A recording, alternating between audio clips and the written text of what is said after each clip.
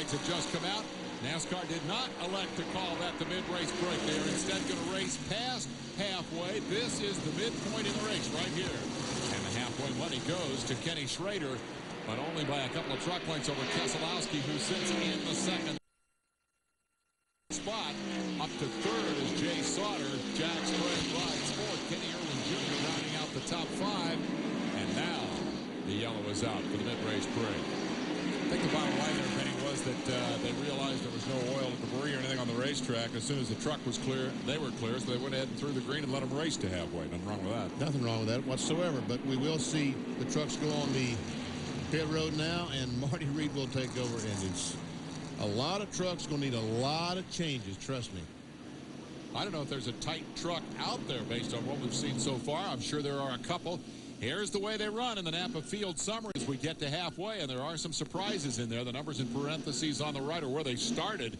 As you can see, starting up front wasn't necessarily the hot ticket thus far. Sauter with the most impressive move of the bunch.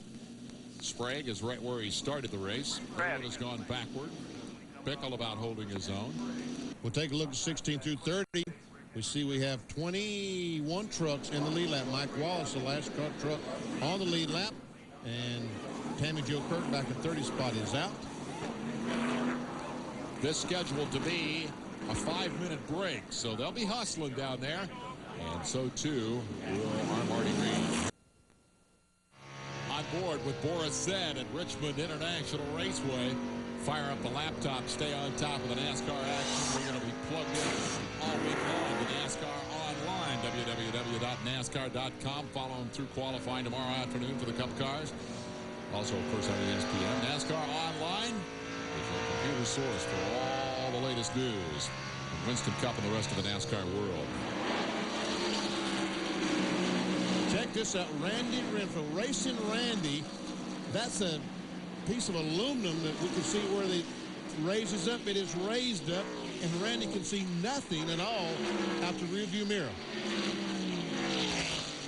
Wow. Marty. Yeah, it's not so much that he can't see out that, but one of the interesting things, Benny, remember the last time we saw him racing on ESPN was at Bristol when he had an awful crash. It forced him to give up smoking. He couldn't breathe well enough to puff on the cigarettes, and he hasn't had one since. He spent 10 days in the hospital from that crash. Yeah, that was a bad hit. And we joke about it now because he's healthy and back in the truck racing wars, and does have a bit of a visibility problem right here. Riding on board with the defending race champion, Kenny Irwin Jr., sitting in 5th spot. And all over him is Rich Bickle, who is currently 2nd in the standings. He's 6th on the racetrack. That's Kenny Schrader, the 53, right in front. The Penda Truck Accessories Chevrolet. Schrader runs a few races each year. Kenny sounded pretty proud of that at the halftime break, but has not been able to make much of an inroad here in the second half. Sitting in 4th and nowhere near your top 3. If they drop the rag right now, Sprague would lead by 100 over Bickle, with Hornaday 135 back. Now, 35. Bickle continues to lead Hornaday on the racetrack, but Hornaday has been moving forward. Kenny Irwin would move up 2 spots into 10th place in the NASCAR Craftsman Truck Series points. And also take the Cintas Rookie of the Year point standings, and I guarantee you tomorrow afternoon, none of that is going to mean a thing to Kenny Irwin Jr. because he's going to be strapping himself into Robert Yates' car and trying to, actually technically it's not Robert Yates' car, but he's going to try to make his first Winston Cup start right here at Richmond this weekend. Very big story. And Kenny Irwin, you know, as we said, that the last few races he really hasn't run well in this truck, hasn't run well. He said it's racetracks that he's never been to before. They really struggle at those fresh racetracks. You come back to Richmond, where he qualified on the pole last year, he feels like he's back at home, and the rest of the year he'll be able to run well in this 98 truck. Second time he ever sat in the NASCAR Craftsman Truck Series truck. He put it on the pole. That helped him to catch the attention of the rest of the Winston Cup world, but it was those repeated phone calls to Robert Yates that finally got him the job. This is the best battle out there as we take you back through the Napa Field Summary. You're looking at 3rd, 4th, 5th, and 6th. Robert, I love the line where he said if If Kenny beats on his competition as hard as he beat on me on the telephone, he'll make a heck of a driver. So far, Hensley has cut him some slack and hasn't been beaten on the rear deck of that 98, but well, that could change because Bickle definitely needs to pick up that spot. Hornaday's coming after him. Jimmy Hensley right along in the 13th spot, and this is Mike Bliss in the 2 truck trying to take over that spot. That's Joe Rundman right in front of them, the dark color truck on the outside. Bliss trying to get on the outside, and here he goes.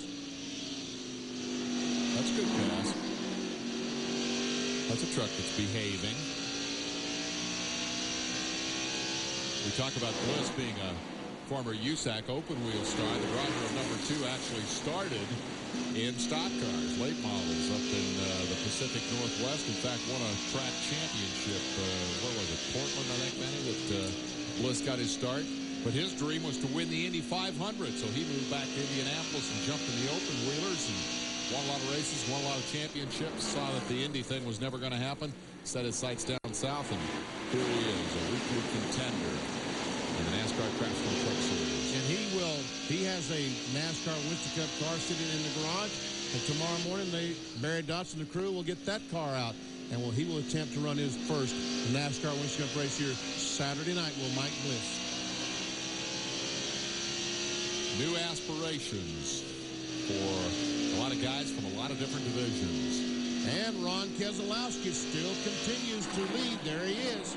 And you know what? He's stretching out just a little bit from Jay Sauter. Well, I don't know.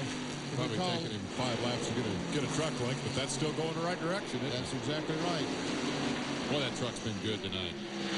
Very impressive. And for Keselowski, this doesn't happen very often. Here comes your race for 4. Pretty stable as well. That's been Irvin's view of the rear of Kenny Schrader for a long time. Now he comes alongside, says, I'm ready to go. I think I said Ron Keselowski. That's his brother, the crew chief that I used to race against. I can never put the right Keselowski in that truck. It's Bob Keselowski. Well, they've kind of taken turns over their careers, haven't they? One being the driver, the other being the crew chief, and they swap spots. Both of them been doing a long, long time. Took most of a lap, but Irwin has dropped Winston Cup veteran Kenny Schrader to the tail end of the top 5. Kenny Irwin Jr., the defending race champion, moves to 4th. As Bob Keselowski continues to truck. 29th at Richmond in 1995, 33rd in 1996. He's leading it tonight. Stacy Compton has company as the leader comes knocking. We'll take a commercial break and be back with more. We're at Richmond International Raceway. Strawberry Hill is hot tonight.